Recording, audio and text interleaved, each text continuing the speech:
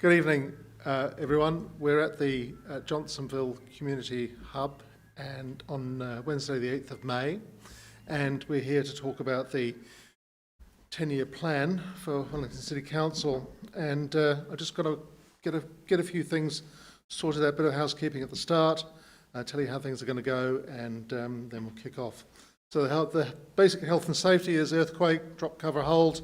And if you need to get out of the building, out the front door and then round the side to this side over here. And the loos are at the back through the kitchen.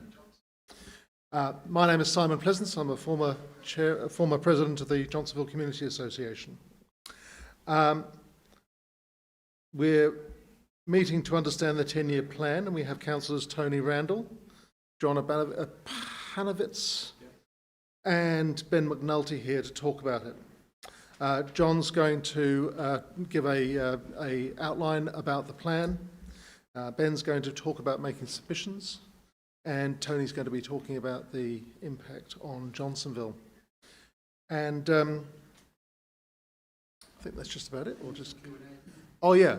So they'll be talking, and then we'll have a half an hour of questions and answers after that. It's also for people online as well. You can do Q&A. Oh, people online can register for Q&A as well. We have Darren looking after you online as well. So we'll just kick off, and perhaps John could kick things off, and then take it from there.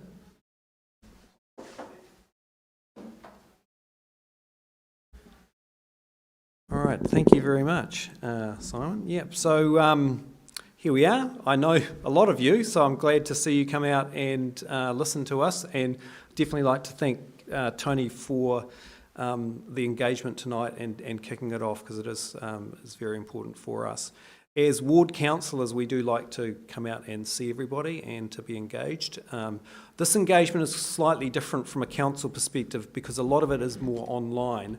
But this is a presentation which has been used a couple of times to smaller groups.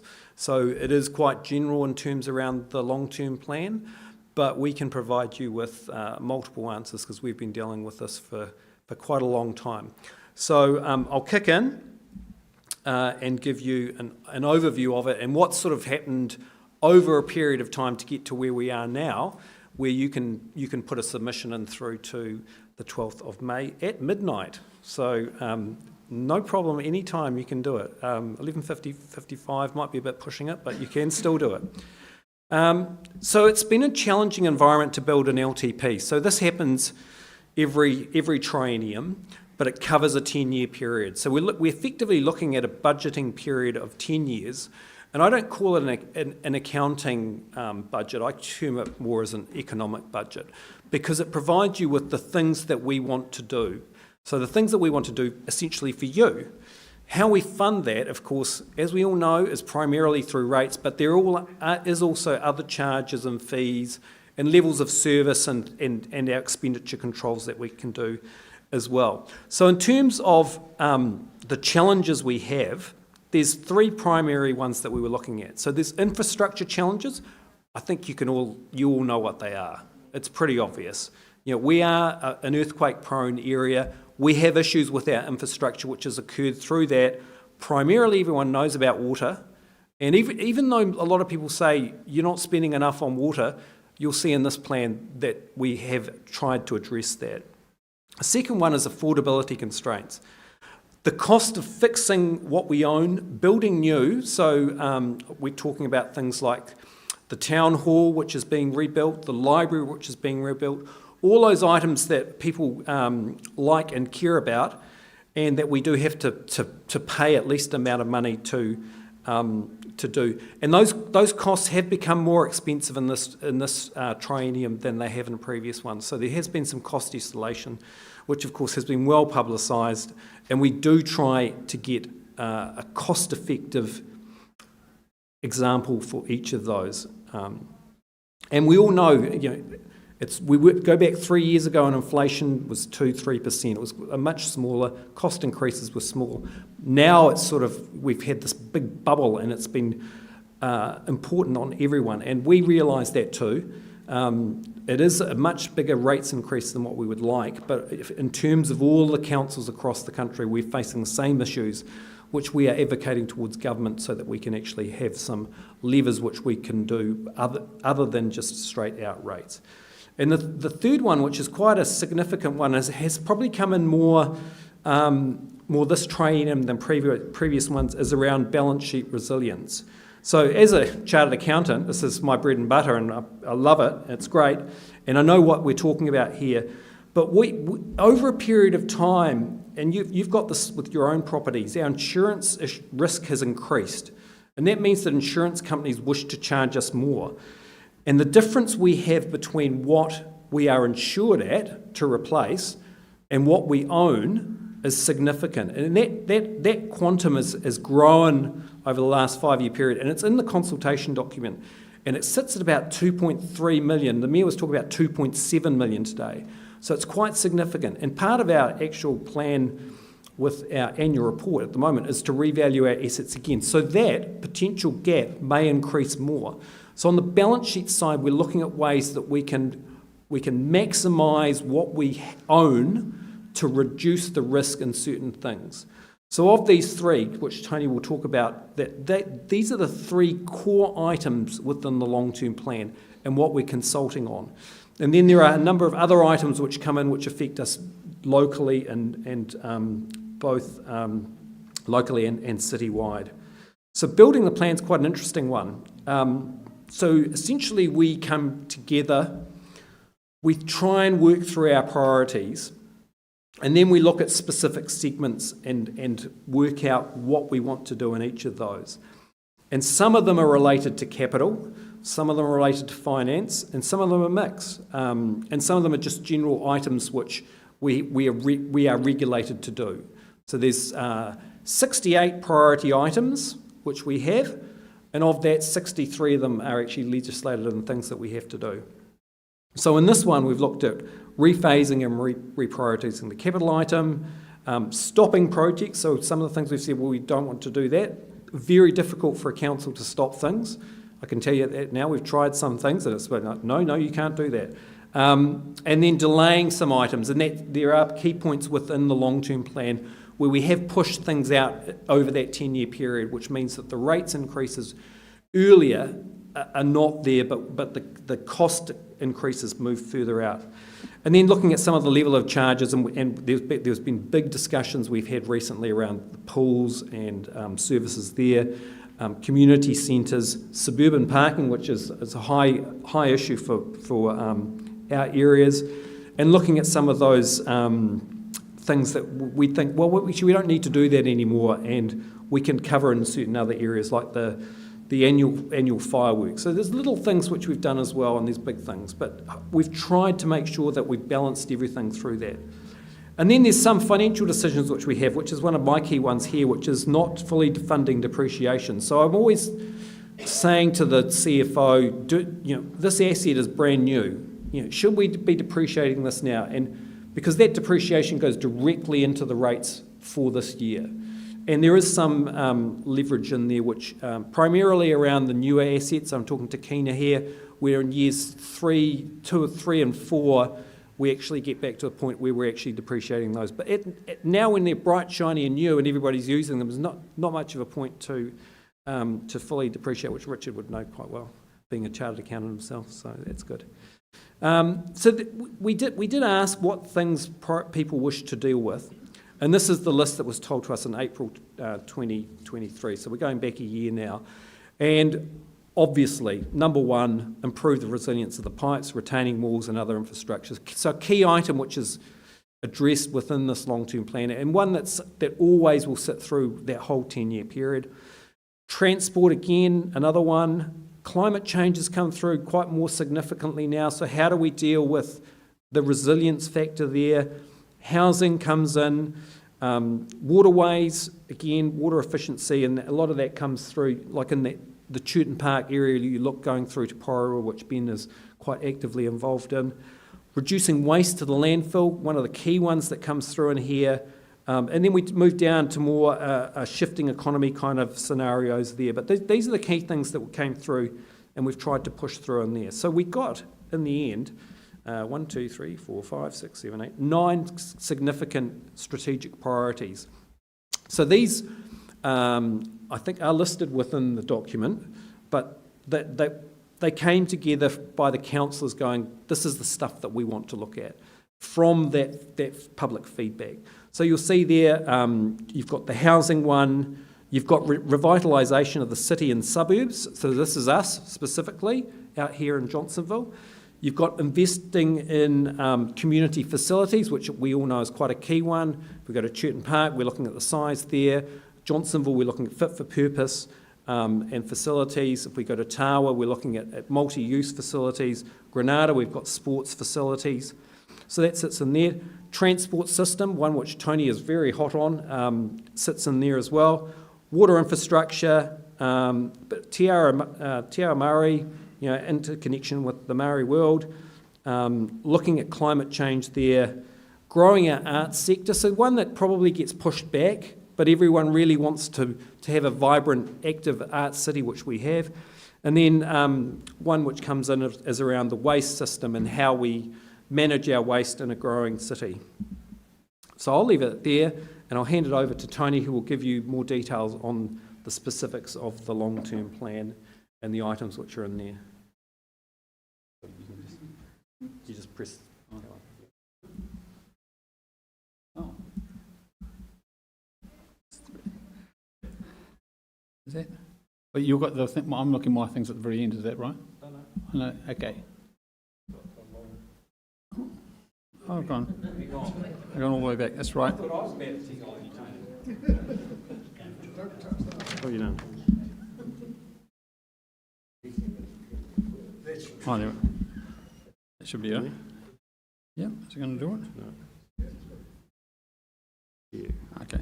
I'll just Keep going. get through that. Here we are. Okay. Okay. Actually, I'm going to sit on this one, actually.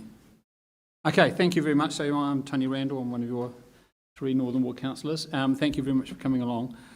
I wanted to talk about 2 elements. One is big impact stuff and also impact on Johnsonville. So John's outlined is a lot, and it's almost indigestible. I did want to start off, and I wanted to start with saying is it looks intimidating to do a submission, but really we'd rather hear from you on one point than not hear from you at all. Okay, and it is possible, and I think Ben will outline how you can do that. The big items amongst this, the council does lots. I mean, I'd argue they do too much, but it's a $1 billion business, and we've got some $1 billion issues. I mean, John mentioned $1 million, but he's really talking $1 billion when he talks about assets. 2.6 billion, is it? Yeah. I mean, we're talking huge amounts of money. We're talking about the revenue being a total of $1 billion a year under this long-term plan. We're reaching that scale thanks to all your increased rates. So I think that this council's facing 3 or 4 very big challenges, and some of them we can't avoid, and that's one of the reasons the rates are going up. So one of the ones that's not talked about, I just want to highlight to you, is housing. We're the second biggest housing provider. We've got $1 billion in housing, close to, and we need to fix it up. We need to strengthen it and refurbish it, and that costs real money. And Ben will talk about the water thing. He's passionate about the water side of things. He's passionate about housing too, but he's talked about that. And transport, we've got some very big transport projects that we need to go ahead. Let's Get One Less Moving has been shut down, but we are still committed to improving the CBD and including some things which I don't necessarily agree with, like along cycleways and that sort of stuff. But we do need to invest to make the city more accessible. We can't stand still. In terms of the impact of this long-term plan on Johnsonville, I think the number one issue is quite clearly the proposal to put in suburban parking meters. And so this is really, the revenue gathers about, maybe they say will be about $2 million, but the idea is amongst a set of suburbs, and the suburbs that were targeted initially was Johnsonville, Newlands, Tawa, Kilburnie and Island Bay.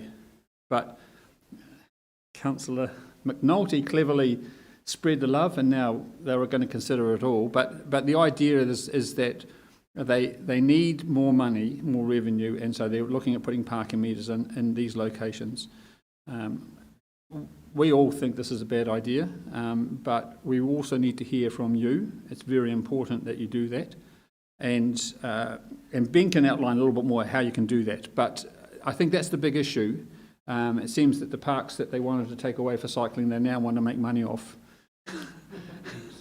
One's back in town and make money off them too. Well, I mean, look, you can pick different issues, and I think it's better picked up on the Q&A. We want to talk about what you're interested in. I think there's also some big issues in terms of getting Johnsonville the resources and the infrastructure investment we need. Johnsonville, for example, is targeted for a high growth area. The district plan says we're going to have a lot more high density housing, but we've got some serious deficiencies in our water infrastructure, especially stormwater. The area around Johnsonville West is very flood prone, and that needs to be fixed up before we can have more people here. We need to sort out the transport access, and although we've got Waitohi, which is a marvellous facility, the envy of the rest of the city, we're still struggling in terms of green parks and also of indoor recreation centre. We literally don't have an indoor stadium, a place where people can play basketball, and Johnsonville is not the best place for outdoors. I'm not sure if anyone noticed, but we're actually a windier part of Wellington, and that's saying something. So in the plan there is proposals, for example, to have an indoor recreational centre, okay, and if you support that, I'd encourage you to say so, because that helps us, argue across council what the priorities are, and this is what we're doing. And so that also applies to the green park space, and also applies to making sure that our facilities are generally well maintained, and things like tracks and playgrounds are supported. So, but I know there's a lot there, but like I say, I want to emphasise again, we'd rather you picked up the form and filled one thing in, and what you think is important is what we want to know, because that helps guide us to making sure that we're addressing, doesn't mean we're going to do it, but we've got to think about doing it at least, and that forces us to do that. That's what this exercise is all about. So I'll finish it there, and I look forward to questions and answers. I'll just finish with one last thing though. I do want to draw your attention to this other form. So one of the key issues which is people are very passionate about is whether or not we should retain the Kandala summer pool. Okay, and what the group that's wants to keep it, they've actually given you a guide on how you fill in a submission to do that support. So they're giving you extra help. So I encourage you, if you do believe in that, or even if you think that the pool should go, you should please have your say about that. But that is one of the key issues that affects us up here in Johnsonville. So thank you. Ben. Cool. Kia ora, everyone. Just quickly as well, so just while we're talking about the LTP, so we have to pick three big issues that we focus on as a council. They're our key issues, and then there's, I'll call them the subset of issues. So the three big ones this time are how much we invest in water infrastructure. Do we sell our shares in the airport to set up a perpetual investment fund? I'm not sure if it's a green fund or a perpetual, the words keep changing. And do we change our whole waste system? Like quite radically change the waste system into having a food collection, green waste collection. We can talk more to why those are in the Q&A, but those are the big citywide proposals, and some of them are the big dollar ones. And in those sub-proposals that I was talking about, we get the parking fee charges. Also, we're looking at proposed motorbike parking charges in the CBD as well. We've got Kandala Pool, Wadestown Community Centre closure, some very small things like closing Atapaki Service Centre on Manners, discontinuing one of our annual fireworks, and a few things along those lines. So as Tony said, when it comes to submitting, you can do it all, you can do one thing, you can do one bit. But I just want to talk a little bit about submissions. And look, firstly, thank you for coming out tonight, and I'll reflect that it's fantastic to see you and to make the effort, but I'll reflect that we don't have a full town hall because I get it. People are cynical about council, and some people will feel very much it doesn't matter what they say, the decisions have been made. why bother? And we see that in our voting rates too, 40% of people voting through there. So the first thing is that this is something where I would say, hand on heart, most councillors are going to read most of the submissions. Sometimes that's in the thousands, we might not quite get to every single one, but most councillors do diligently actually care about the stuff and hearing from the community. Even if they're not going to change their mind on it, they do read it. So there is some value, I think, inherently in engaging in the process. I know that probably doesn't fill some people with joy, but I do want to reflect that if we don't hear from you, then we don't register that there's maybe opposition to some of the things that we're doing. But a big thing for me, so look, I'll just talk about what a submission is. You can submit in all sorts of ways. You can fill out an official form. You can just send an email to ltp@wcc.gov.nz and say, I don't want you to do this. That's a submission. You can go on to Let's Talk, that's our engagement portal, and you can basically do the digital version of this form and submit on just the parts or the whole thing that you want to. And there's also the Tawa Business Group are running a little dedicated survey that's just on the suburban parking charges only. I've shared that very extensively around social media groups for our Northern Ward. Yeah, on Facebook on there. But that is also a really good group. It's this form, but it's just purely on parking. So even though this looks intimidating, even though we've covered so much tonight already in terms of what we're doing, a submission can be super easy. It can really just be one sentence. But I want to talk a little bit more around what I'd call an effective submission, and advocacy and tone of advocacy. It surprises me, I'm 18 months into this, but it has surprised me quite often as council. We go to public hearings, people stand up and go, you bunch of stupid dickheads, God, you suck, you're a pack of idiots, do this. And it's just not like, now that might be true. I'm not going to say that you are entitled to feel that way or there may be a truth to that. But if you're actually trying to engage with council and get an outcome, it doesn't really work. And I've seen groups that would have stronger arguments, in my view, really shoot themselves in the foot by just sometimes the way they come through to engage. And I get it, there's anger out there, people are frustrated, it's not like the world is in the most stable place at the moment and everything's roses. But if you want successful advocacy, a little bit of positivity is helpful. It genuinely makes a difference for opening up the minds and opening up some of that dialogue. And I can just see already I sit on our regs committee. That's where all our cycleway projects go through. So I've sat through a lot of those hearings and I've seen really good public submissions and I've seen really terrible ones on both sides as well. So I'm just speaking a little bit from experience, but it is worth just a little bit of time to outline. This is more geared a little bit towards the parking stuff, but yeah, look, every councillor is just really quite an ordinary person put into the role, and we all have our own quirks and different ways that we go about things, but that second point of how we say things can be more important than what you say. I really do want to stress that. And yeah, this might feel a touch kumbaya and airy-fairy, but it's just become something where I've seen success and I've seen things not succeed through there. And in this LTP environment, we're out here because groups do need to go to that extra level to get noise. Right now, most Wellingtonians probably are thinking about the public sector, what's happening in terms of jobs. So to just even talk about issues like redesigning our waste system, to get people here on a Wednesday night, that's a challenge because there's a lot going on in the city. And if there's things that you think that are important, there's a lot of noise out there. So in terms of making the submission, so yeah, this is exactly where John's gone to. So John supplied these, what I've sort of said, the different ways of coming through. This is what the official council submission form looks like. If you wanted to submit on parking, you literally fill out the front page, which is just a few details about yourself, and you tick a box on your view on parking, and you're done. You can fill out a form and do a submission in less than a minute, and we'll be around tonight to help you out if you have questions on that. Again, if you wanted to do it on Kandala Pool, you could do the same. If you have comments at the back, there is commentary, and I've seen... That's got everything else. Yeah, so there's lots of commentary. So there's comments on our sub-proposals, like the pools, parking, Wadestown Community Centre. And then at the very back, if there's something we haven't covered in the LTP, here it's not very large, and this is where I might recommend an email, but you can literally write to us about anything. And we had a good outreach from the Friends of Tawa Bush Reserves earlier in the week, and their view in the LTP is purely around ecological protection in Tawa and the streams. And you will have noticed we've not really talked about any of that stuff tonight. So they came to us and said, well, how do we engage on the LTP? This is our interest, this is what our group matters.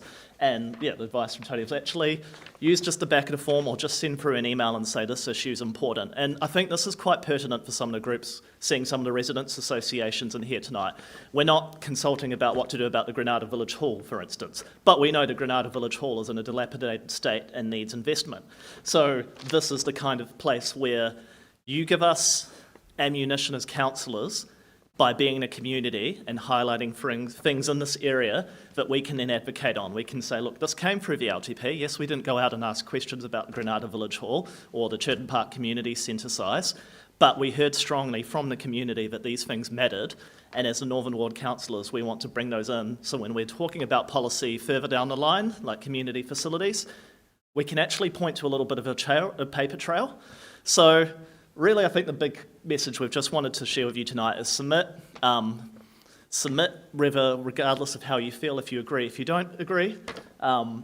Really easy to do it, and share with your friends and family that it is actually quite easy to submit. It is a really important, this is the only pulse check in the middle of the democratic term that the council really gets. You know, there's elections, this is bang in the middle, and then there'll be elections again in a year and a half's time. So this is the one chance to test the temperature for our biggest public engagement. We usually get a few thousand, which is pretty paltry in terms of the number of people living in Wellington. We might get 2,000 or 3,000 people. That's also an opportunity. If you can really get behind a message when you've only got 2,000 or 3,000 submissions coming in, and you can run an effective campaign to get people talking about the issues, like suburban parking, you can shift the dial. So that's just maybe a little hint to people that feel strongly on things, is that the low engagement does provide a bit of an opportunity as well to actually really get your views out there. So I probably won't... Time frame, of course. Mother's Day. So instead of looking after mum, sorry, I need to go do an LTP submission. That's number one priority for everyone. Don't take my marriage advice. But no, so Sunday 12th of May, they actually will accept submissions that come after that date if they're sort of detailed, but we're not encouraging that. Really do try and, or if you are working, for instance, Bruce, you might want to get a few people from Granada Village on a submission, you could at least before then say, look, we're still collating our final submission, but let them know before that date that you're going to do that as well. That's the main thing. So if you do, try and get it in before then, obviously. Ideally, it gets it into workflow, which is Monday, because things are already kicking off. So tomorrow we have our public hearings already starting on the LTP, and having read the submissions coming to us, people are talking to us about all sorts of things. There's Capital Kiwi, who, again, we're not consulting on what we do about Kiwi in Wellington, but they're coming to us tomorrow to talk about wanting some investment. We've got people coming to talk about water. I think we've got the Kandala Pool petition being presented. So we're already hearing from all sorts of issues. We've got about 9 different days diaried in. You can also, when you fill out this form, you can come talk to us, and I really do encourage it. You've got 5 minutes as an individual, 10 minutes as an organisation, and you can speak to what you've written or just speak generally. Lived experience or detail-heavy submissions are really good. When people just tell their stories and say, look, this is what's happening in my life and this is how what your decision would impact it. Those are the ones we remember. Those are the ones, and the really aggressive, angry ones, just because, you know, sometimes they're interesting. But the ones that we really do take to heart. So you can come and talk to us, and then the decisions basically get made at the end of this month. It's sort of shocked me how short of a time period we have before we go and commit to $1 billion of spending in there. But that's the time frame. I've waffled already for quite a lot, so I think we'll move into just a general Q&A from anyone, and maybe... Yeah, so I think what we'll do is we'll use this mic, and then the three of us will crowd around that mic. Or does it need to be an audience mic? So that yeah, I think so people can hear the question. Okay, this will be the audience mic? No, this is the longer one. No, we will carry that one and share it around, but if the members of the audience, and of course Darren can represent people from there's 4 questions already there, is there? 4 people, okay. Well, anyway, so lots of people do watch this afterwards. So, Bruce, could I get you to come over here and ask a question, please? And so, it'd be good to say if your first name and where you're from, it'd be helpful. Bruce Patterson, Granada Village. It's mainly just directed at Ben. Yep. That form you held up, Yep. how does that get to the council? Yeah, so you can fill that out tonight and we will take that in. You can hold it yourself, otherwise it gets dropped. You need to drop it at one of our community centres or libraries. Yep, that's what I wanted to clear, because if Yep. you're relying on mail, you can't rely on it being there by Sunday. Yeah, very good point. There is a free post on the back of the form, but I think Bruce has probably made clear that, yeah, if you're going to post this in, I wouldn't at this point, just to make sure that it's received. So at Waitohi, there's boxes. At Tawa Library, there's boxes. At Tawa Community Centre, I think Tracy's even got a box. Like, there's boxes everywhere. So best to...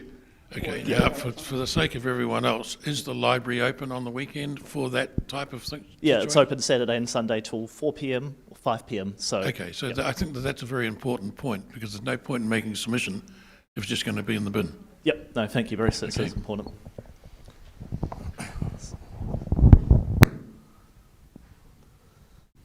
All right. Don't be shy.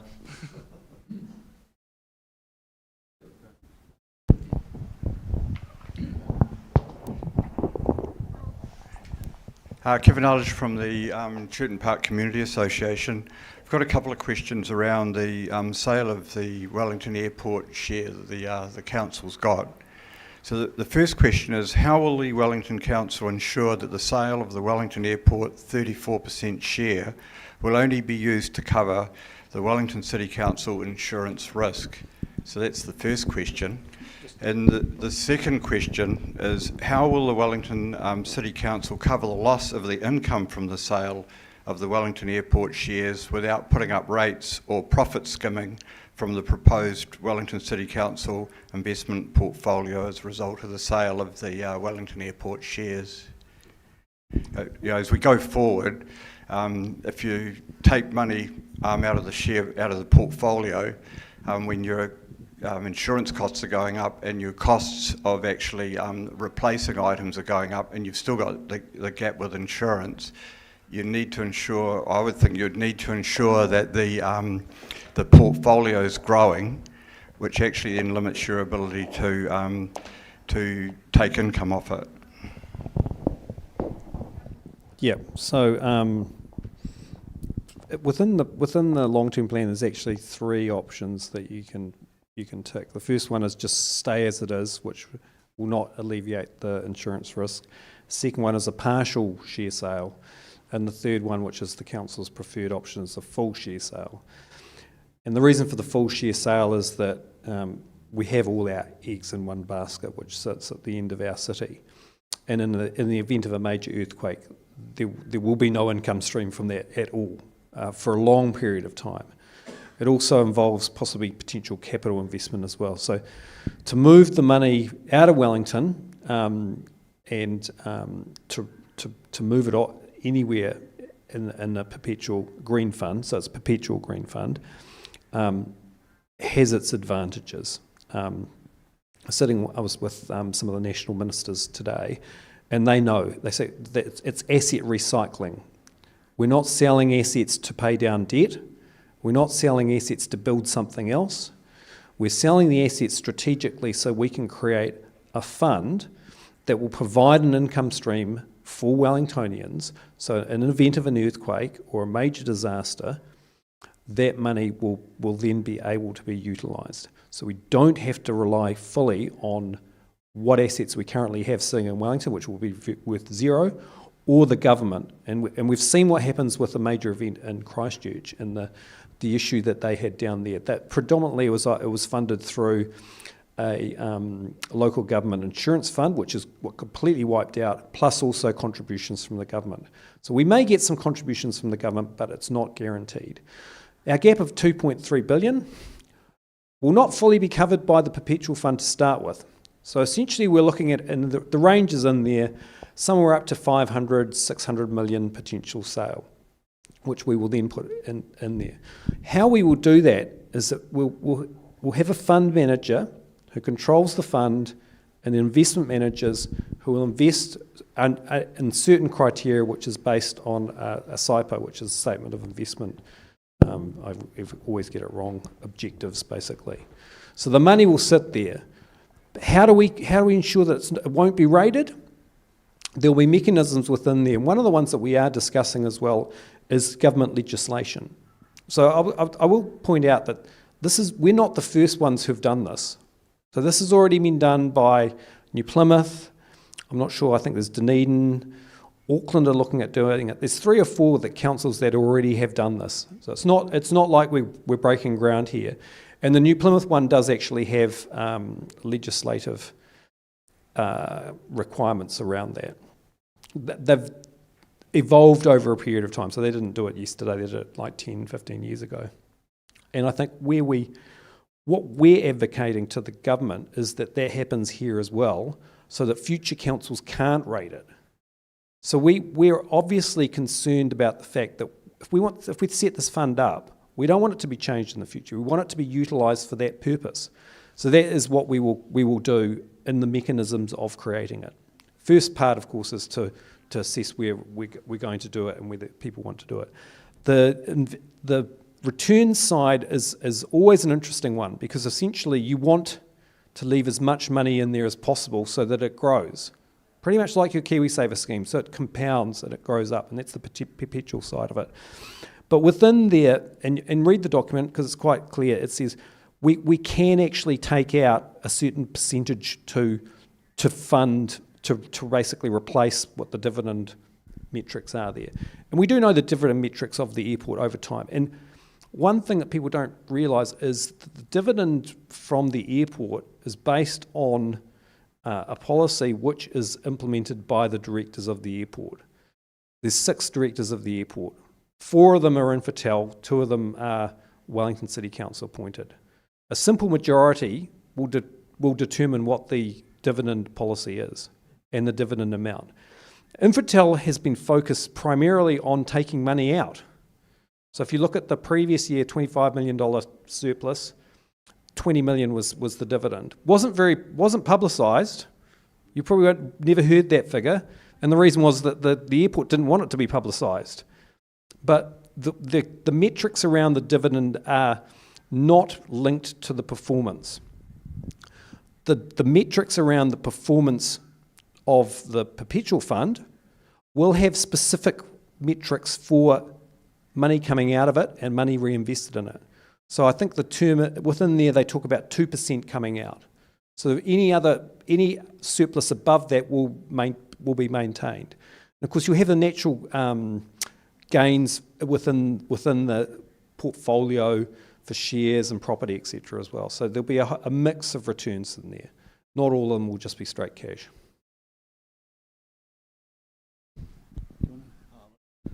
I'll add a tiny bit of comment to that as well, just as someone feeling quite sceptical on the sale of the airport. Something that has historically stopped it is that the left-wingers of council don't trust the right-wingers not to put it on debt, and the right-wingers don't trust the left-wingers to not go on a spending spree, and so you kind of get mutually assured destruction of no one touches it. So I would hope, even though I'm, again, feeling quite sceptical on it, I think it would be inevitable that there would be some pretty strong safeguards on it. Otherwise, I just can't see the numbers coming through, but we don't have a confirmed way of how it would be protected yet.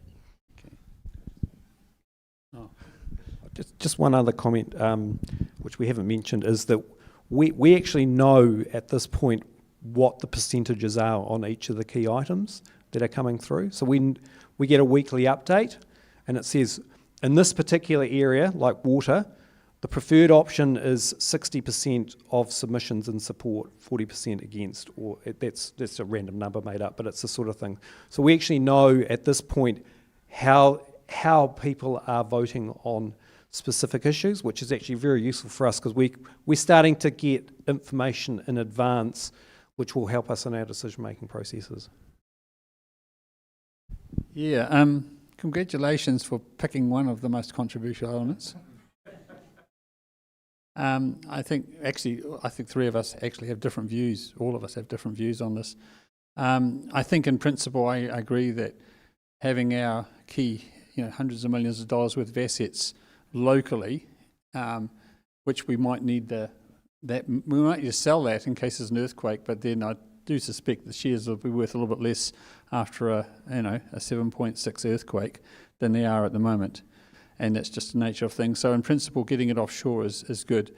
John made a comment though around it not being paid back debt. And so there's another element to this. If this was just a straight just sell the shares, that would be fine. But behind the scenes is a fishhook in my mind. And there's another piece of resilience that the council has, and it's called the debt headroom. And it's a wee bit like, you might have an overdraft. You might run your account with $1,000 overdraft, and you never use it, but you know that if you have a big car bill and it needs to be fixed right now, you can put it on the overdraft. And the council runs the same approach to our debt. We have a $272 million, which is just kept, it's borrowing capability. We don't borrow the money; it's just there for insurance. So it's our. In fact, it's probably the quickest money we'll get. I mean, the first money we'll be able to spend is send us, if we need people to come in and fix up the roads or fix up the pipes or clear away slips, we can pay those bills because we can go to the bank and say, we're just going to use this extra bit of debt, overdraft that we've got. This plans to take that away.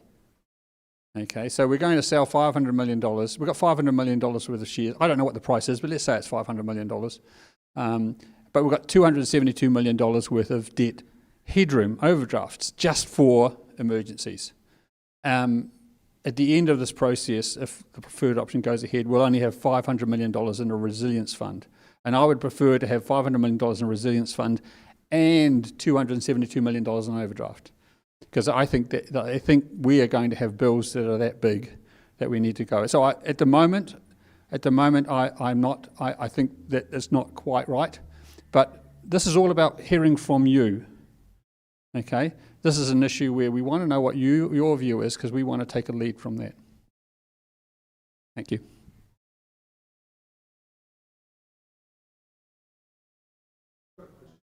Okay. So I've got a question.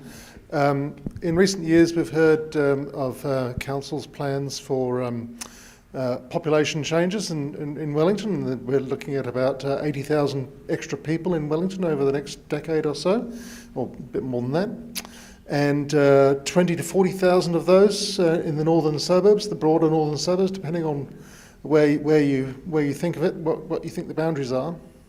I was interested in what Tony had to say about infrastructure and the need for infrastructure to be brought up to the needs of the people at the moment. But actually what you've got to do is bring the infrastructure up to the needs of the people who are going to be here, as well as the ones who are here already. So what are the plans in that regard? Yeah, I'll start with that. It's really interesting because we're reviewing our development contributions policy at the moment. So when a builder builds something, they have to put in a bit of money towards the cost of the infrastructure if it goes there. And what we've learnt is that our development contributions policy is effectively broken.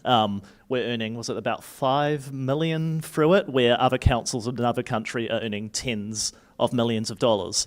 And it comes down to the fact we haven't built infrastructure in a certain way that we can then cost against development contributions.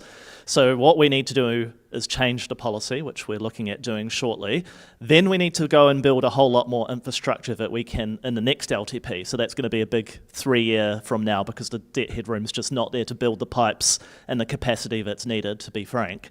In the next LTP, the plan is to look at a big I don't want to use the word seismic, that's going to jinx things, a large lift in terms of infrastructure investment, and that can be costed against development contributions better. The other thing that's sitting on top of that is the new government's housing policy, where they've been quite keen to basically say you need to zone everywhere and anywhere, but that they can immediately you can cost that out as well. So that would be a really interesting hypothetical if we went into a Haru Valley, because you'd need to build an incredibly expensive road, one would imagine, to Greenfield out that way. But you could theoretically levy that on development immediately. So there's some wheels turning. Things don't happen quickly in council. Do we have a solid plan that is, this is what we're going to do and spend right now? No. Yes, no, that's an interesting question. So I think at the moment, Wellington City partly due to the lack of affordability, is actually growing much more slowly than predicted. And so we might be looking more like 50,000 people in the next 30 years. But you're absolutely right that the district plan and the spatial plan say that the majority of the growth will happen in the north and western sides of the Wellington City. With today's decision around the Johnsonville the Johnsonville line is a rapid transit service, that means that the areas around the station around through Kandala and Ngaio are also going to be eligible for higher density housing. Whether that gets built or not is a different question. But in terms of infrastructure, you are right. And I became a councillor partly because I didn't see that the council had a proper focus on the northern suburbs and on Johnsonville as essentially a mini city, servicing everywhere from Ngaio to Churton Park, across to Granada and Newlands. I mean, a whole big catchment, tens of thousands of people. So the infrastructure has to come there. There is plans in the infrastructure. The water infrastructure plans come from Wellington Water, and so we're reliant on that, and there's discussions about how we're going to fund that. But we've also got issues around making sure that our public transport gets better, and that we've also got the local facilities, indoor rec centre, that will attract people here, so that people can come and live here with a family, or they may want to retire here. There's all mix of things. So you're right, and we do need to keep asking for that infrastructure.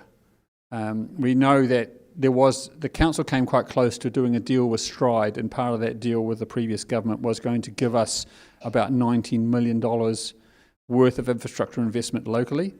And that's the sort of money we're talking about for even just Johnsonville. And then there's further stuff to be done in Newlands, and then the growth areas around Granada Village are actually quite significant as well. So all of that needs to be supported with local facilities.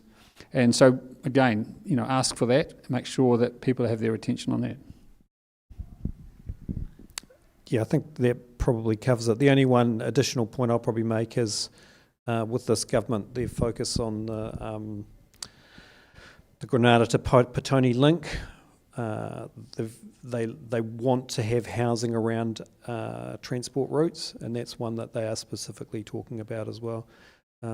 The advantage for you as well, which sort of helps us, is councillors and the number of councillors are based on population. So in essence, you may end up having more councillors than you want up in the northern suburbs if there are more people here, which again comes back to the point that we predominantly make, is that it gives you greater voice. By this area of town growing, it gives you a greater voice, because it's like, this is where all the action is. So you need to listen to us, essentially. Yeah, I don't think. Do you want to use the mic, please? No, I don't need a mic. I've got a loud enough voice without.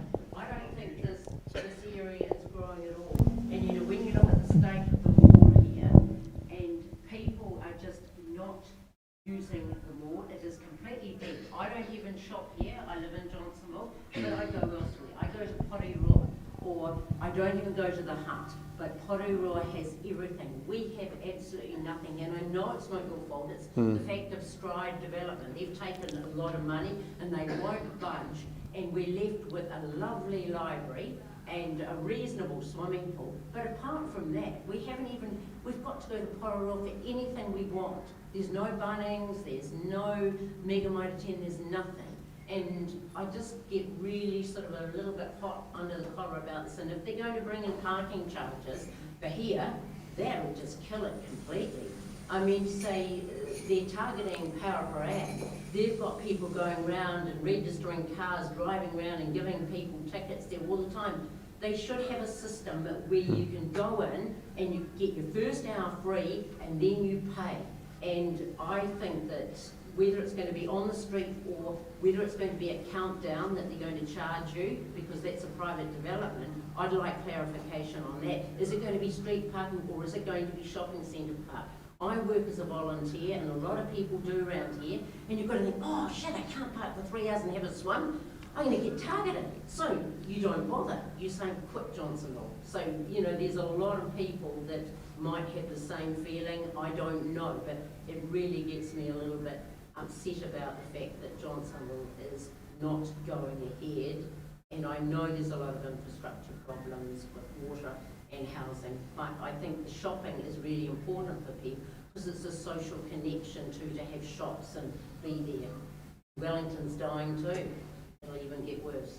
That's all I have to say. Yeah, no, I think we all are in agreement about the lack of investment, both private investment and council investment. One thing that we understand is that we don't have a lot of levers to do with private investment. We can't force Stride to build. We can't force anyone to build. We can tell you what to build, and we can tell you how you can build, but we can't force you that. But I think, yeah, coming back to Tony's point and Ben's point is, if you want to submit just on the parking, you can do that and raise those points because they're valid points, and we completely agree with you there. I mean, I remember when the warehouse first opened just next door, back in the 80s, and of course now we had a bigger warehouse and we had a warehouse station, and now we've got nothing. You're right, there's no Bunnings. There used to be a Mitre 10 here before it burnt down and moved to Crofton Downs. But yeah, we are lacking in those kind of shopping things. So in terms of the parking one, say it, because it's very relevant. And you know, our perspective is we want to see the northern suburbs grow. We want to see activity here because it's beneficial to all of us. Yeah.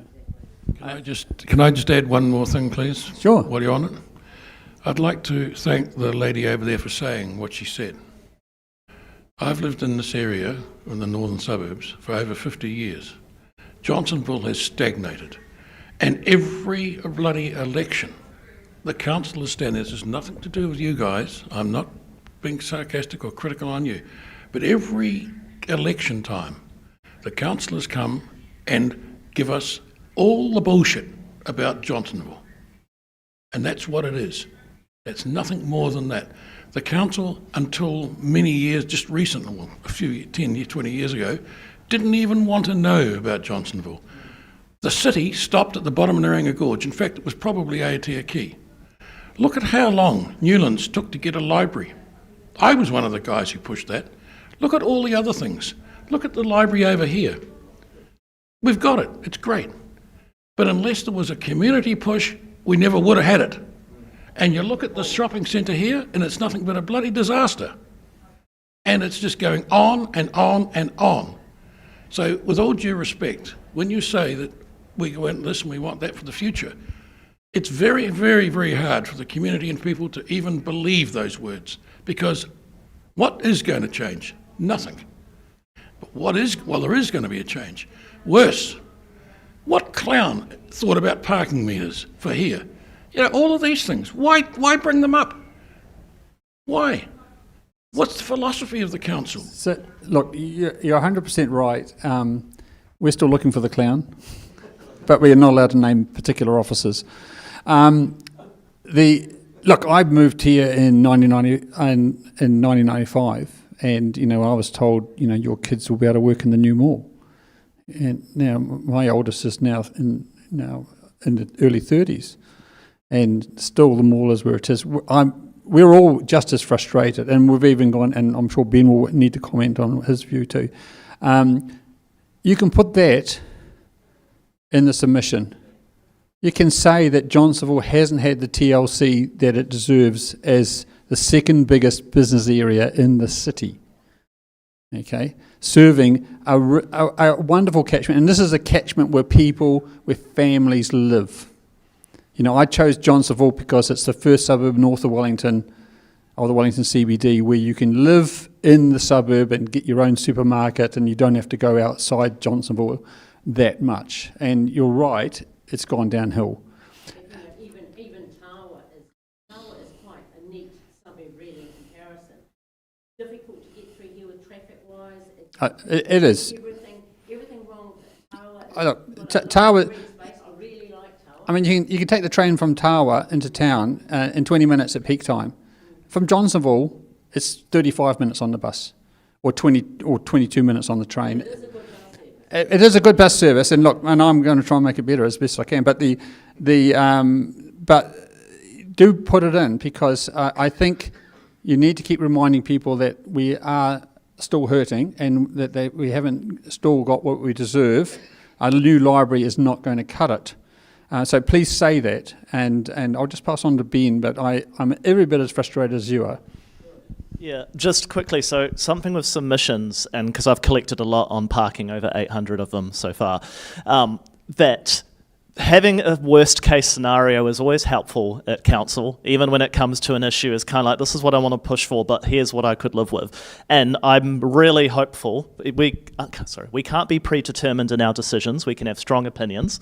So my strong view is that the parking proposal is silly, and I'm hopeful to see that that won't proceed. But I'm thinking about, well, if the numbers are there, what's plan B? And plan B has to be an exemption time less than $5 an hour, because you can't justify paying the same cost in the CBD for Ganges Road or for Johnsonville Road or for Macmillan Court. So that is something in the submissions that's quite helpful. And just a general tip of whatever you're advocating for, you advocate for it hard, but sometimes it's good to give councillors a bit of a plan B, because sometimes we are just trying to find a middle way for these options. Just on submissions.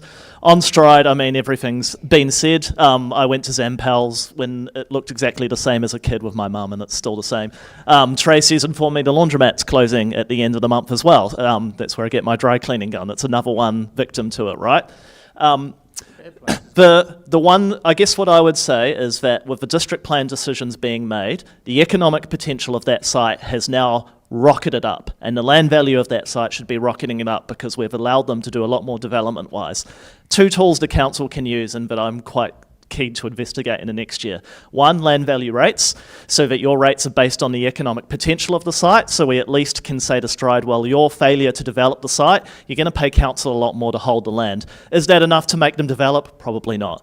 The second thing is to look at how you use the Public Works Act, and it's probably destined to fail, in my view, to try and use the Public Works Act. There might be a bit of a case in terms of compulsorily acquiring land around the train station to build a bus interchange, but my view is exactly, you've had 20 years of people trying and nothing, and that even a failed Public Works Act bid that goes through court and does nothing would set a pretty compelling case study for central government about why council needs more powers. And I know the Reading deal is a cup of hot sick in terms of its popularity, but understand the Reading deal came about because the council has nothing in the toolbox to make these owners do something.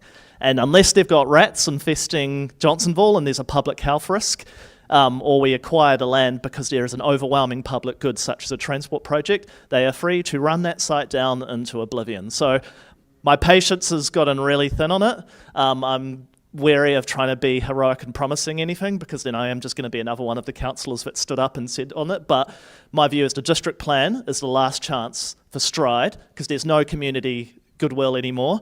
They've got 6 months to a year. If not, we need to take harsher action. I'm Graham Thomas. I'm with the Churton Park Community Association. Good to see you guys.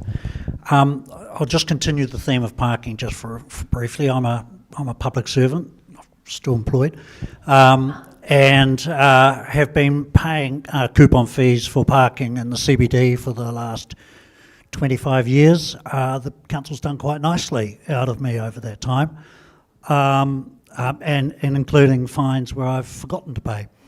I want to use one street as an example of what I think is a much wider problem across the city, and I take the point about the problems of parking in Johnsonville.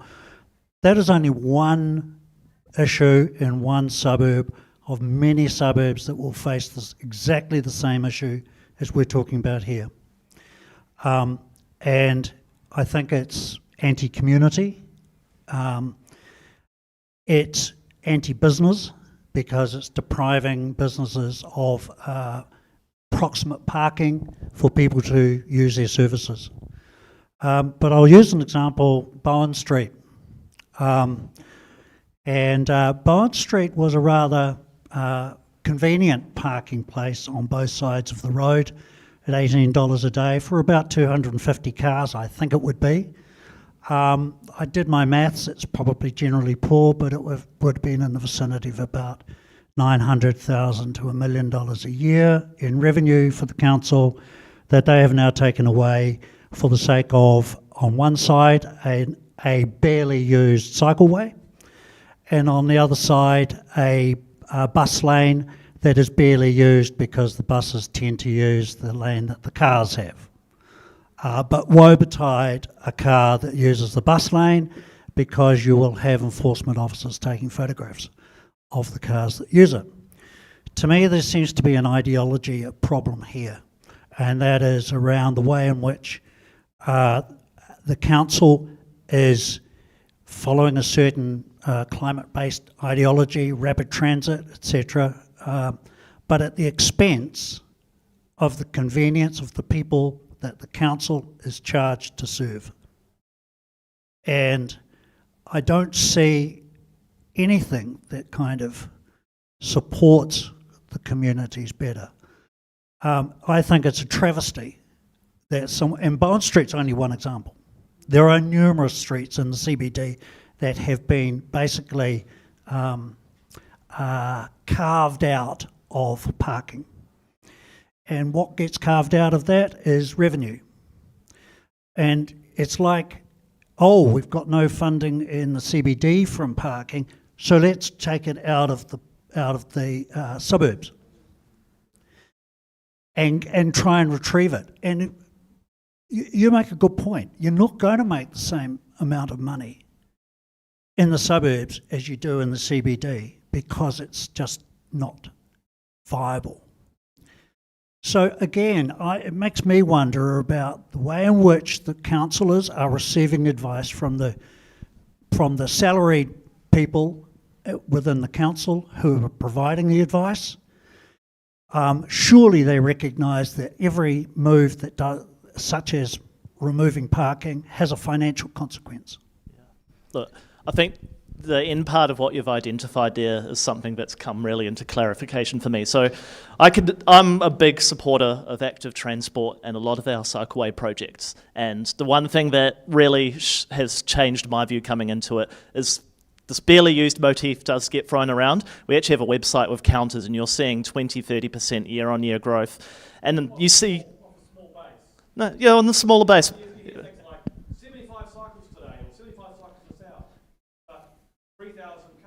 Yeah, but I think if you look at, for instance, Cambridge Terrace, where you're in the thousands of daily users, for instance. But I don't want to get so into the cycleway stuff. I'm just saying that's where I come from as a base. What has been a blind spot in my thinking that the suburban parking issue has highlighted is that we haven't thought strategically about the revenue replacement. And it's not just revenue replacement from cycleways. Some of the things we've done on, is it Gusney Street, Vivian Street, where the Te Aro Park is, where the Rainbow Crossing is, we've removed some of the parking there to make it better for the businesses.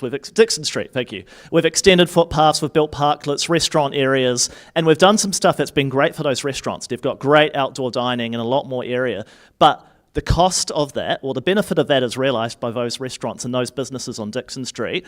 Why are people in Tawa making up the shortfall of those businesses? So I'm admitting to a little bit of a shortfall in thinking or strategy around, yeah, if we are going to do these projects and we are going to take a revenue hit, we should be upfront about that. And the papers usually are upfront about it. There hasn't been enough strategy, in my view, around how we are going to address that from a citywide basis. So I'm owning that, even though I see value in the transport projects and what they deliver, and in the types of things that we're doing in terms of the people that are using them, a lot more families, a lot more children. But I totally take the point that, yeah, we need to be... Something that I would hope comes out of this LTP process is for any future projects actually a really clear statement that if we see a reduction of revenue from this, where is that going to be made up from, and should that be budgeted in the cost of a cycleway project? So that's, you know, a bit of a middle road answer, but at least coming from a proponent, I'm acknowledging a bit of a deficiency there that I've come to realise. So I'm going to call it out. I think the cycleways haven't proven effective, and they're certainly not a substitute for having accessibility by people who drive. You probably know that I was a bit involved with the Johnsonville proposal when I first started as a councillor, and I think Johnsonville gave a resounding no thanks in the nicest sort of way, to saying of the proposal of putting cycleways up and down Johnsonville Road and Broderick Road. That message, the fact that people got engaged, made a difference. Okay, and I want to keep iterating that. You saying this to us, we're taking it on board. I absolutely agree with you. But it's also saying and writing to the other councillors, because the councillors that you need to convince are not councillors like me. I'm already there. Okay, I haven't seen them proven, and I also am. So Wadestown, they're next, followed by Churchill Drive. Okay. Equally, the new government's pulled some funding, so this is phase 2 of Brooklyn, gone. Okay. For me, victory, a bit like Reading. But the key thing, though, I want to emphasise is that the council needs to hear from the public. And I know it's reiterating what you've said over and over again, but this is, of all the things you want to submit on, this is the one to submit on. If you think the cycleway project needs to be halved to save some money and to stop this removal of car parking, say so. The project at the moment through the CBD, there is $11 million in the budget for converting car parks to cycleways. Okay? 11 million, and there's over $50 million put aside to convert traffic lanes along the quays into bus lanes. So we need to hear from you about what you think about that, because I'm very concerned we're making not only Johnsonville inaccessible, and Johnsonville's more important, don't forget, but the CBD also inaccessible. We don't want people having to drive to the mega centre in Porro all the time. It's the only place you can find a park. You don't want to drive your bike down Naranga Gorge. It's terrible. I've ridden both down and back up on bikes. It's just too many cars. 5 million people in New Zealand and 5 million cars. We've got more cars than anyone.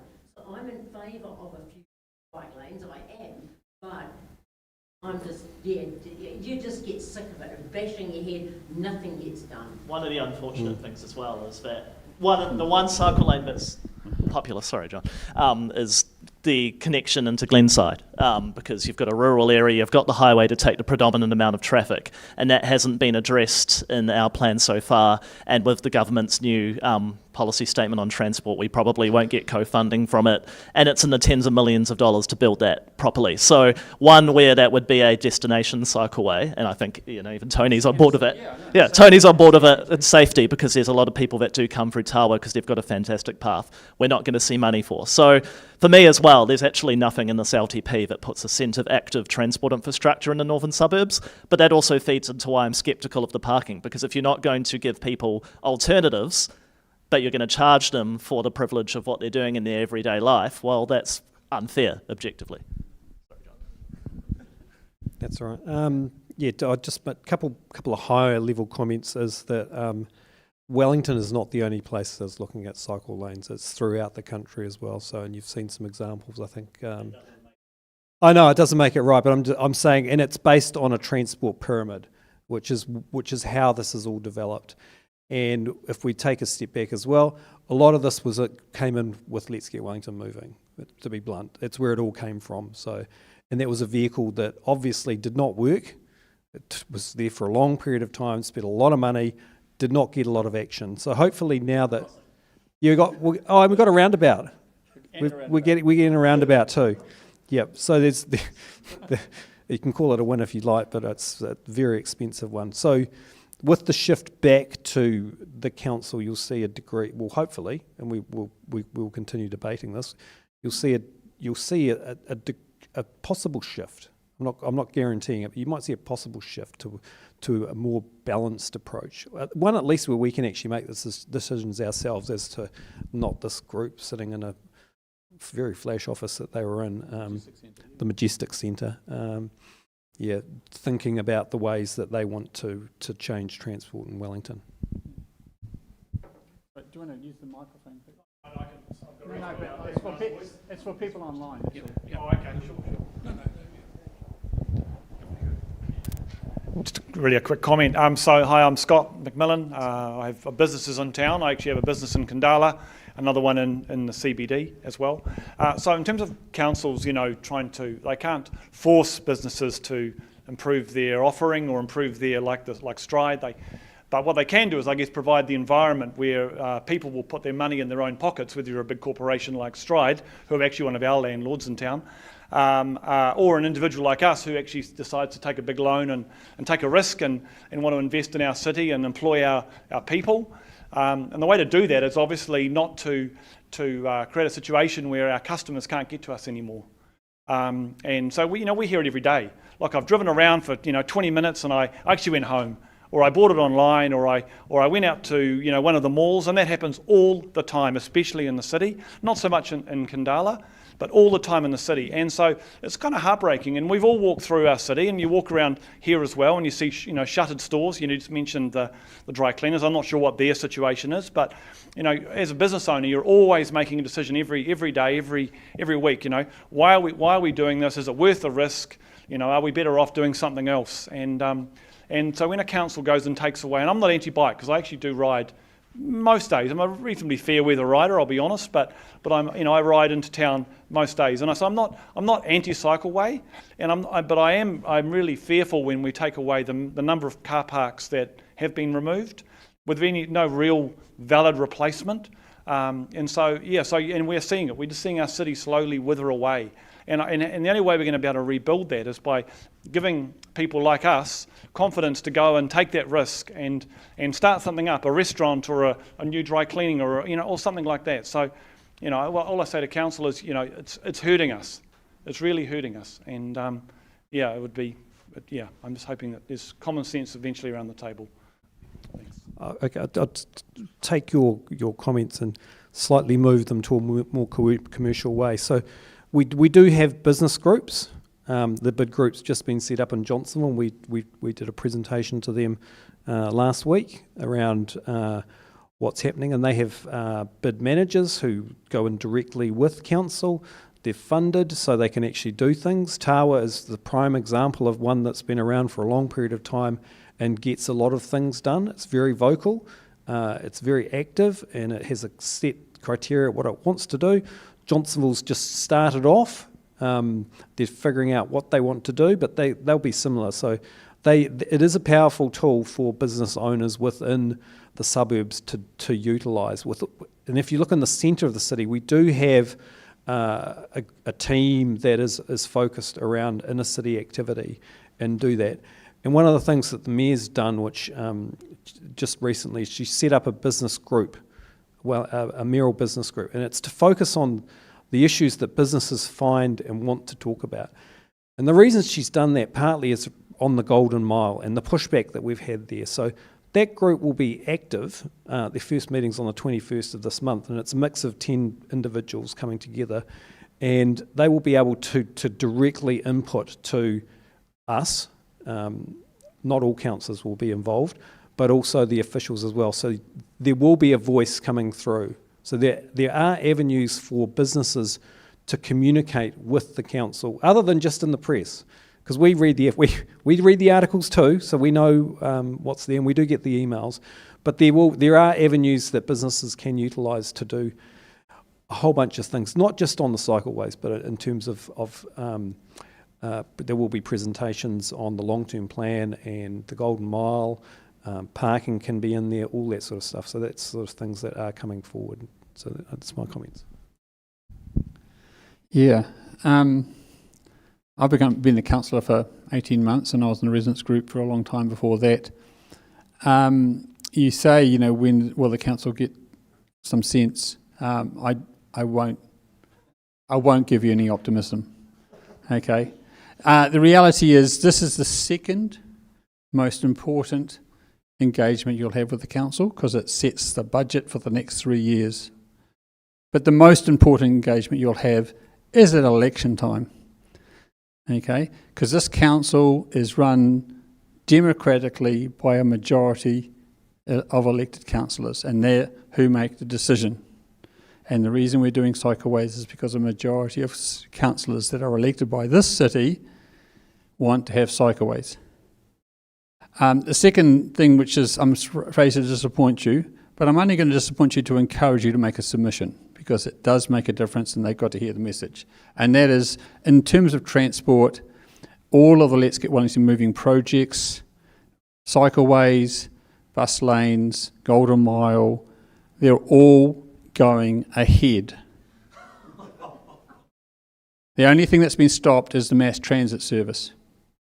Okay, the sort of $7 billion, which we gave them $122 million to write the business case, and all the money's gone, and we've got nothing for it.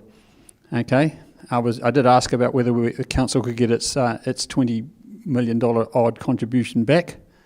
$22 million we threw towards that. There's no money left. But this is the time to have your say, because certainly you're correct about people starting to struggle. I mean, I'm a very big fan of the bus service, but we need to see the bus service get better and more reliable before we can expect people not to have to drive in and park and go to get their retail. Otherwise, you're exactly right. The city is slowly, the central city especially on retail, is slowly dying as people from outside the city and outer suburbs give up. And I know multiple people have told me, there's a friend of mine who said that his wife has a weekly or fortnightly book group that they used to meet in the centre of town. Now they meet in Petone. The reason is because they can find a park near a cafe. And so your point's well made, make it in writing, and that will be help. Very quick comment as well. Look, something, maybe it provides a little optimism, but something that has been a bit of a sea change for me. We had a business forum with the bids John talked about at the start of the year, and we had a fantastic speaker come in, well, he spoke from the UK, and his job is he goes into these, post-industrial cities, and he goes, how do we rejuvenate town centres? And, being lefty, like I'm a Labour councillor, I'm generally quite okay with government-led stuff philosophically, but one of the things that really came through from him was, it's the businesses. They get together, they make the plans, they say this is what we need to do, and bring a really compelling case, and then that's where council and things can get in behind. And that was something that's sat with me for quite a while. We're seeing it with the Courtenay precinct. So at Courtenay Place, a bunch of the businesses are sick of it. They've decided we're going to brand it, we're going to build our branding, they're going to build that. And it's fantastic to see that. And my hope is that council can just get in behind that. Maybe we just need to fund a coordinator in time or help them out with a few grants from things like that. But the people that make the change are the people at the end of the day. And a lot of the time, the reason the council comes in maybe is because we're not hearing, well, there isn't a sort of an alternative and there is a problem, and council are applying their view on how to solve a problem. But if there's not an alternative coming generally from a grassroots, you're going to get council's version of fixing it. And obviously, it's one that you're not comfortable with. So I do encourage the bid model, and we don't actually have a bid in the central city. The business group is good, but the Tawa bid's phenomenal. They are a phenomenal advocacy group. They're getting 13 million for Granada Sports Hub in this LTP when we're basically doing nothing new whatsoever. And part of that is because we fought like hell as Northern councillors, but part of that is that they had the positive advocacy to come into council and say, you made this promise for years. We are slated for high density housing. They work together with the Residents Association and they work together with a community board, and that is an advantage Tawa has over most other areas apart from Makaraharau.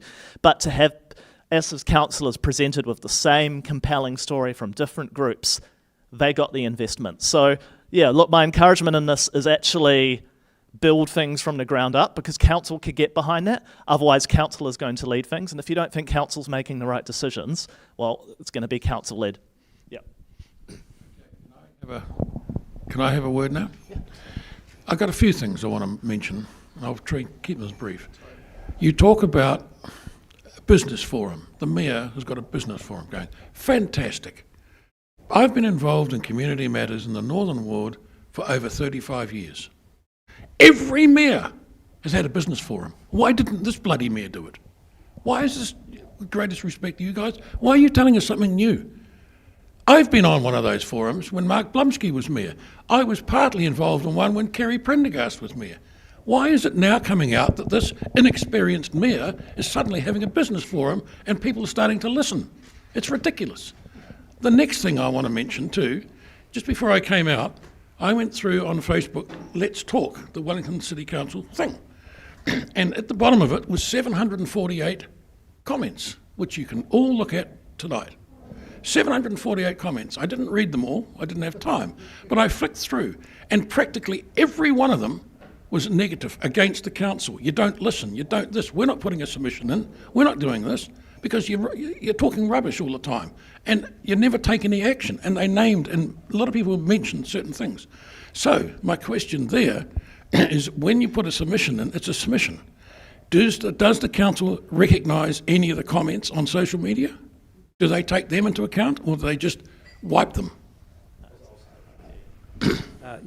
We get, well, Ben's on Facebook regularly, and I tend to have a good look at it too. So yes, we do read the comments, and if you look closely, you will see us reply and post back to people as well if there's something we think is completely factually incorrect. I will say we do listen. You know, we're here to listen to you. We do listen. The fact that there's 16 of us and we may vote differently is another issue.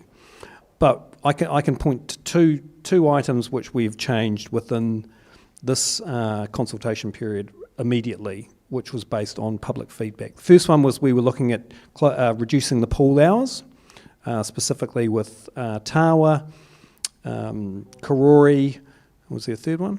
I'm not sure. There were two. So we had at least 7 or 8 groups come and talk to us and say, this is wrong, you need to fix this. Before the end of the meeting, we had removed that. It was gone because everyone said, no, you should not be doing this. And we went, okay, we'll agree with you. The second one that was also there as well, which was another reduced hours, was around the community centres. And the same thing happened as well. Everybody came and said, no, we want to keep these open. We want to keep them at this level and we don't want them changed.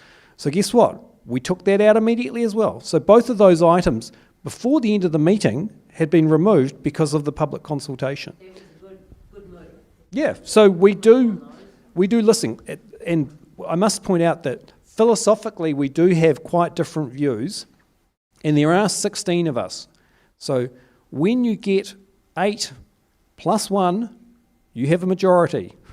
And when you have a majority, you make the decision. And you make that decision on what you think the majority of people want. So it may not be your view, but it could be someone else's. But we do that.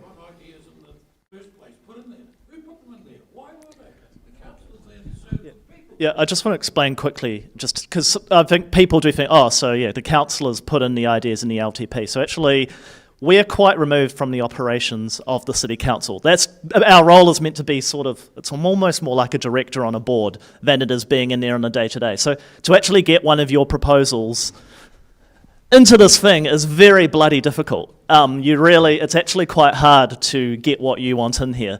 What we've done is we have a model where we've appointed, obviously, 1,000 or so staff to come through and tell us the things that they think that needs to happen. And so for this LTP, in fairness, the directive was look for everything and anything to reduce the rates bill. Nothing should be off limits, at least as far as looking for it. And the parking proposal, really, I've been sort of the equivalent of there's some coins down the back of the couch. It was really sort of that much of a last-minute one. The detail came in less than 24 hours before we had the meeting on putting that document together of where, in those 5 suburbs Tony mentioned, would actually the parking even apply. So it wasn't a detailed, comprehensive, thought-out plan. It was something that came in the last minute, and that's reflected in just how unpopular it is in terms of the public and how little detail really there is for it. Because all the LTP asks for is, do you agree with the principle that we might have suburban paid parking meters? So just to be clear that these things, we did ask our staff to find some unpopular things. There might be some scepticism around, whether things are in there to be so unpopular, to divert from others. I'll leave that as open commentary, but they have done the job, in my view, the staff, of finding the proposal. I'm just frustrated that it got voted into the consultation because I thought it was clearly not an idea that should have proceeded at that time, but we're here now and we're fighting for it. Yes. Yeah. 3 of us voted against it. So the 3 of us voted against the suburban parking meters proposal. Brickbats and bouquets. Okay, I voted against this long-term plan because I think the council spends too much money, and there's several things in this plan which I think shouldn't have even been put up. Bruce, your point about the council being out of touch, I think I think has some merit. Any council that would propose cutting library hours as a way of raising a few $1,000s is out of touch. And so all we did was the obvious.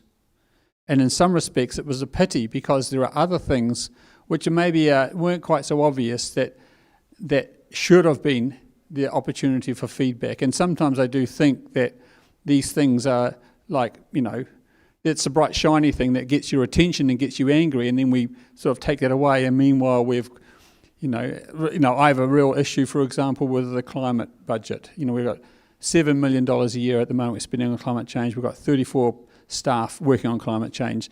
The plan is to increase that to $12 million a year. Okay? And I'm afraid $600,000 of savings on the pools is actually a drop in the buckets, as opposed to saying, let's just keep it at 7. We'll save ourselves $5 million a year straight up. That's 1% on the rates, straight up, just on climate change. And but equally, so brickbats, these two voted for it, okay? And but bouquets, both these councillors are listening and can be convinced. I rate both John and Ben as, I'll say, they've voted, I guess, on sensible policies, and Ben taking the lead on the parking meters is exactly the sort of councillor you want.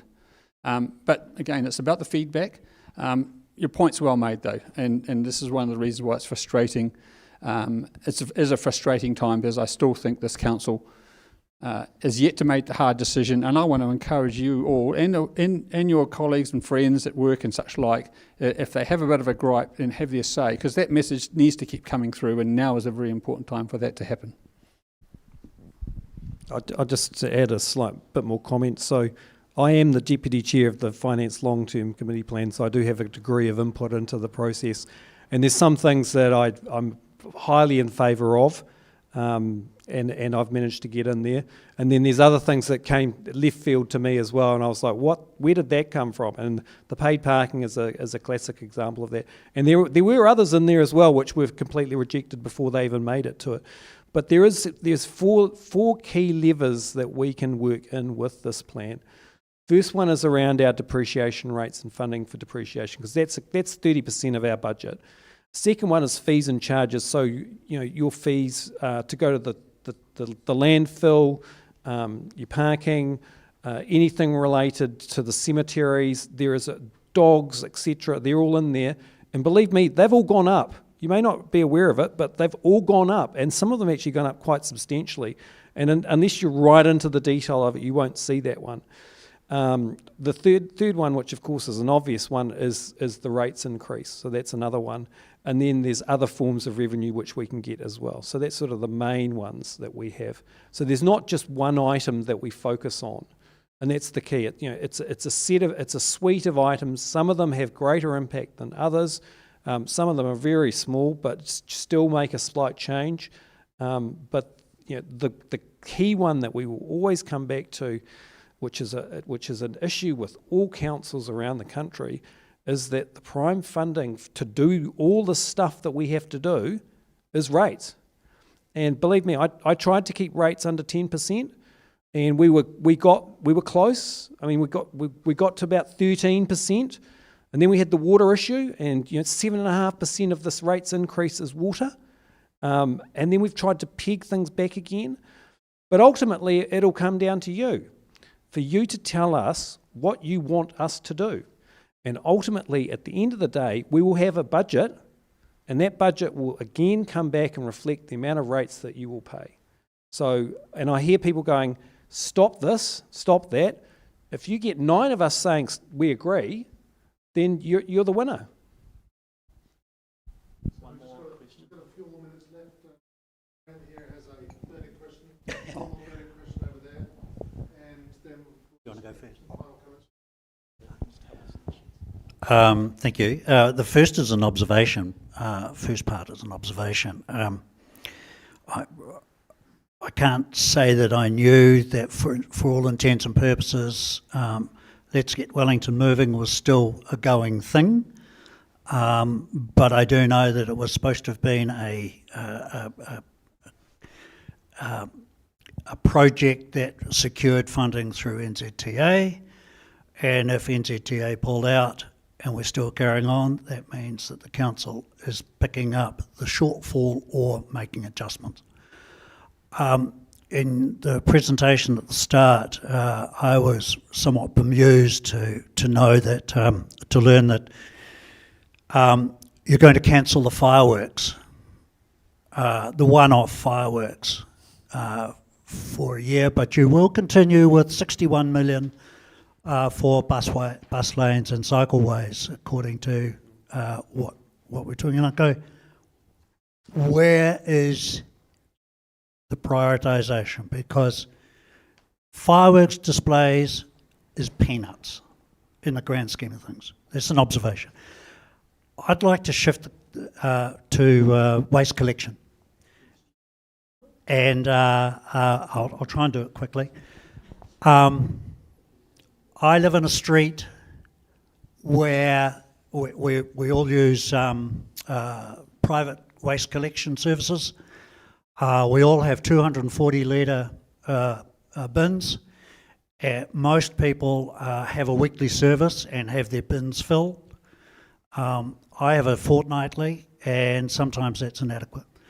I'm astonished at the way in which the council is now considering the waste collection service, and it seems to me to be almost at a lowest common denominator approach, and does not feature any consideration for the size of properties, the nature of properties, and how people live.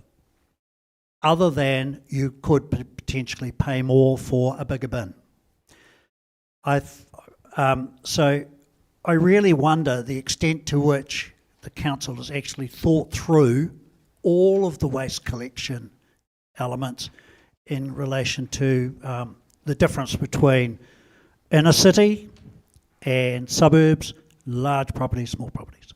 I'd be interested to hear your thoughts. Okay, so I just want to clarify something about the Let's Get Wellington Moving projects and the funding. So the funding is from NZTA has remained. Okay, that's the first point. For the projects that we're doing, that's the Thornton Quay project, the Golden Mile project. There's a couple of $100 million in city streets. NZTA are paying their share. Their share is the normal share. There's nothing special about it. The second thing about Let's Get Wellington Moving, it's become a revelation. There was always a question, Let's Get Wellington Moving, which was supposed to be on the mass transit, was supposed to be a total of $7 billion. And we were 60-40. So we were, each council, regional council, city council, each were going to come up with $1.5 billion, and then about $5 billion or $4 billion, whatever it is, going to come from the government. It was always clear that neither council had the money, but it was also clear after the, towards the election time, and that the government never put aside the money either. It was a total con, okay? And that's the biggest disappointment. We've wasted 10 years on this con and we're still no further ahead. I do want to say that we do need to invest in public transport, and I'm actually encouraged by the City Council, which is flagged they're going to do a Wellington City Transport Plan as the replacement for it, but I'm still concerned it's being led by cycleways and not being led by providing vehicular and bus transport access. On the waste, I have the same concerns. Waste is also something, it's another new thing. I think our system is actually pretty good, and the question for me is it the priority to go in now? Okay, you can actually say, by picking option A, you can say, keep the status quo. And so the council is actually being genuine and asking you, do you want something new or to keep the status quo? And so I would just encourage you to make that choice. But for me, it's not important. We've got some really critical things that money needs to go towards. And if we, with the commitment for the waste management, I understand there's about $110 million in capital and a special fee to come in, which will be equivalent of about 2% on the rates. And it'll come in a couple of years' time. I'll just quickly, on the waste, it is one of the most comprehensive parts of the document. Like, they have a lot of different approaches here, and I certainly have no real strong view on what works here or what doesn't. I think there is a bit of idea, though, that you will be able to opt out, but there would still be some base cost to it. I think that is put in the costs. I don't want to quote that, but my understanding is there is some ability to opt out and recognise that there are private services in there. But Tony's right, just have your say. It's interesting seeing the feedback John said as we've been getting it in, that people have come quite strongly behind council's preferred option, but I do wonder if that's just because there's so many options here that you just kind of go with the preferred one, because you look at fortnightly 50-litre rubbish bags and 23 weekly, weekly 80-litre, like there's 6 options in here, so it might be option paralysis a little bit, is my suspicion. Yeah, so within the consultation doc, it separates out waste, so that's your standard rubbish, with green waste. So the key there is to remove the green waste from the landfill. And then the other side of it is the recycling. So we're not arguing there about how much you recycle. That one is purely on size and frequency. So the only real key change within all of these options, because we'll still collect everything, is the green waste separation to remove that from the landfill. But the one thing that when we were working through this, and Wellington, we have the briefing covered what other councils do and how it works and all this sort of stuff, and it's quite in depth, and it was quite a eye opener for us. But the one thing when we were debating it, which really wasn't brought out so much, is that if you click to the preferred option, which is that the council does everything, you will pay. You will pay. So and where we've had a predominantly private collection, most of the other councils don't do that. They charge for their collection. So this option you will be charged, and then you have the option of continuing with a private provider. So essentially, you can pay twice if you want to, but why would you if you're having to pay that option? And so it's one that I've highlighted quite frequently, is that if you go for that option, you may not need a private provider, but you will still be paying, and you're likely to be paying the council. So I just want to note, the preferred option is the most expensive option as well. Yeah, I know. That's not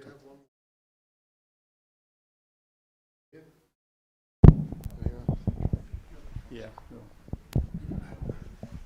Just interested in the breakdown of the water expenditure. How much is going to, well, I presume a lot of it's going via Wellington Water, and is that contingent on performance there, and is there any funding for water meters? Yeah, great questions. I wish it was contingent on performance. It is all going through Wellington Water. On record as not being Wellington Water's biggest fan. I might not be on the Christmas card list of some of their staff there, because we do have a bit of an accountability problem in my view. So with water, there are 3 options. There's basically keep what we're spending now with a slight inflation adjustment, do something a bit in the middle, or go for quite a lot of a bigger spend. But I do want to note that the big spend, which gets us to 1 in every $4 of rates going into water infrastructure, the big spend of that starts in years 4 onwards in the LTP. Years 1 to 3, which is really what we control as councillors. Porirua will spend more than us in year 1. They'll spend 120 million on replacing pipes. We'll spend 60. Hutt will spend, I think, about 110 mil of all 3 years, and we'll spend 60. So a lot of we didn't have that information when we're putting the LTP together. It's only because that's now come out in all the other councils' LTPs. So in terms of what Wellington City is spending to replace water assets, I'm not talking about the leaks or the costs of operating Wellington Water, but just the pure infrastructure pipes in the ground. It's, to me, embarrassing when you compare it to the size of those councils.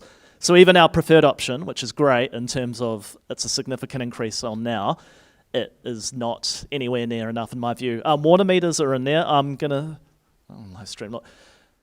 If we don't do water meters, it is my view that given the Minister for Local Government wrote to us earlier in the year around concerns with our management of water, that we would see another letter from central government saying, why aren't you doing water meters? That's my personal view on it. So we are going to do water meters. The rest of the region's doing it. Greater Wellington have said if you don't do water meters, the bulk water charges. So Greater Wellington charged WCC for the bulk water that comes out of the Hutt River and other areas. Greater Wellington have said we're going to up your water charges if you don't do water meters. So there should have been a political debate on water meters, but the immediacy of the water crisis and those signals that I'm talking about have probably neutered that debate from happening, and the assumption is that we're going to go into water metering.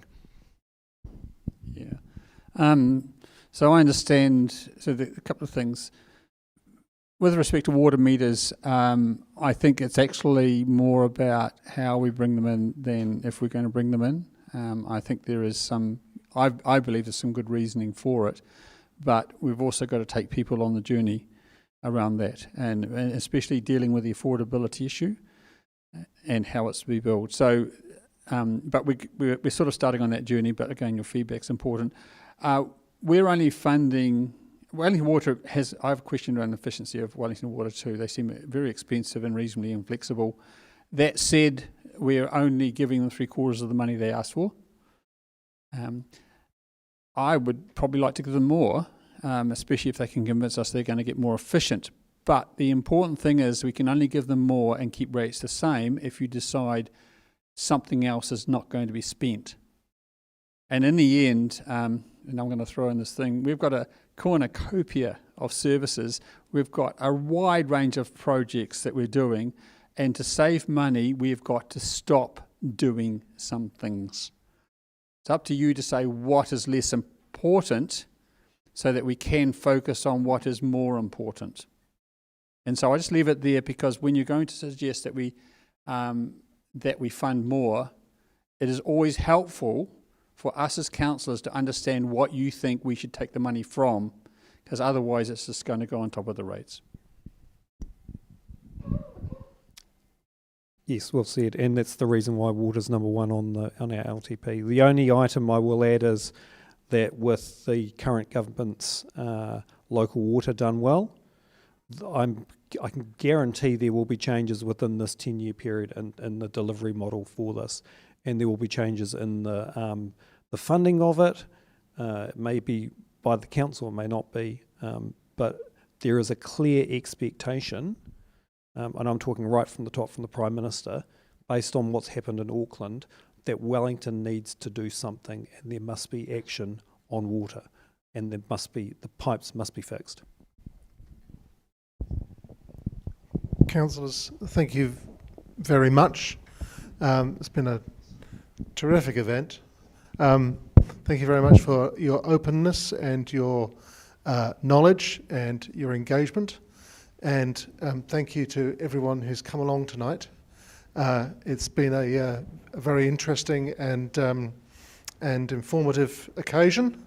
And I just wanted to maybe invite councillors just to spend a couple of minutes each if you wanted to have any closing comments, and then we'll wind up. Great. Okay, I'll start. Contrary to what people say online, do make a submission, because we do read them.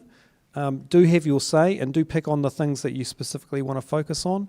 As Ben said, make sure it's positive and it's focused, and we will listen. And if you want to come and talk to us, we must see everybody, which is why we have 7 days of oral submissions coming up booked. So any person who wants to come and talk to us, legally, we have to hear you. So that's right, and just to let you know that we're making space. Some of our days are 9:30 in the morning to 7 o'clock at night. But we do want to hear from you, because this is the important plan. I would say that we also want to know, and in the end it's about prioritisation. I think the officers have tried to distill a lot of information. It's actually a big problem that we do it this way, but it's required by government and by the legislation. We have to put everything in front of you once every 3 years, and then we disappear away. But this is in front of you now. You've got until Monday. So if you, to the extent that you can do stuff, and even if you start filling it out and in the end you say, I've had enough, you could just, even if you send it in part filled, it all counts. We do want to hear from you. And I would say that, and I would just also put in there, I think that there is room for savings. I want to hear if I'm correct, because I think we can do better in terms of some of the prioritisation we've done. Yeah, I'll just summarise. So I think at the moment the council's caught a little bit generationally, and I'm probably the youngest person in the room, I accept that, but there's a little bit of, we've underinvested, and we've underinvested deliberately in water infrastructure to fund other things, and we probably haven't charged what we've needed to historically as well. We know that factually from the Mayoral Task Force. So the tension in a lot of the council decisions, and I think it's been covered in a lot of questions tonight, is how do you build things that, we're going to need in the future, but how do you also look after what we have now?